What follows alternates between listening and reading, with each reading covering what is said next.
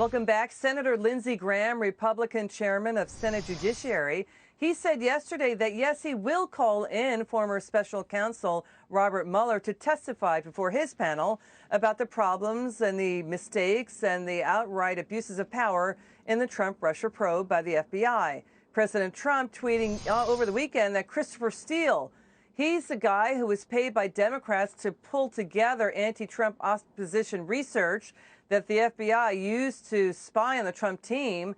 The president is now saying Christopher Steele must be brought to the U.S. and thrown in jail after a judge in Great Britain ruled Christopher Steele defamed two bankers with false information. And he owes now tens of thousands of dollars in damages. Well, let's break it down when we welcome back to the show former Whitewater independent counsel and former Trump impeachment defense team member Robert Ray. Great to see you, Robert. What do you think of all this? Do you think Mueller will actually testify? I think it could happen, and I think Senator Graham is right that it should happen. Let's just start with the premise that it is not, contrary to what Robert Mueller has said, the following of established FBI procedure to have FISA applications which contain false information.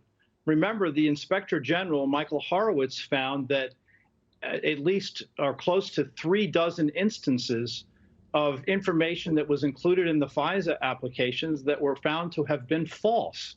So I don't know how he would justify the FBI's conduct and the reliance by the special counsel's investigation on that type of information in order to, gin up and pursue a Russia collusion narrative, when the basis of that investigation and also what was actually submitted into court turned out to have been false, again, in almost 36 instances.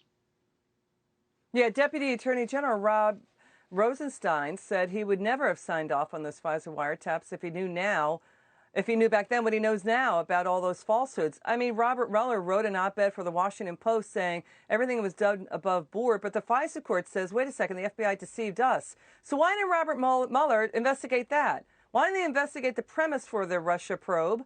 And that was Christopher Steele's opposition research that was paid for by Hillary Clinton and the Democrats so Hillary Clinton could challenge the 2016 election. That's what Christopher Steele testified in a British court. That's what he said he was paid to do, to pull together that fake dirt. Well, he could have made that request to the then Deputy Attorney General to expand his jurisdiction to include such an investigation. Obviously, we now know that never happened, and that's what John Durham is doing.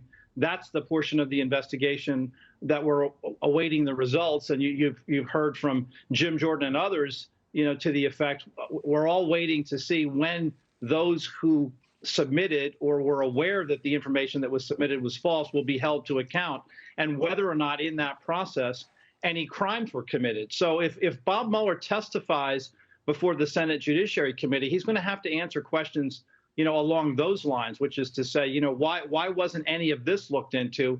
And if, again, the same question I think will be posed to him, if you knew then what you know now about what the Inspector General found, would you have pursued that investigation in the same way? I would hope that the answer to that would be no. Yeah, that's the key question, what you just posed right there. And here's the other thing. You pointed out Republican Jim Jordan saying he hopes John Durham comes up with indictments of James Comey. Nobody knows right now what what that investigation is going to result in. I want to show this. The FBI knew, according to the Inspector General of the Justice Department, that basically they knew that this was Democrat-funded opposition research. The FBI was using it to get powerful FISA wiretaps on the Trump campaign. The FISA wiretaps are usually used for terrorists. They're very sweeping and powerful in its surveillance. So, they knew, and James Comey knew even before Mueller was appointed, that they did not have evidence of Trump-Russia conspiracy. So did James Clapper. So did Lisa Page. So did Peter Strzok. Your take on all of that?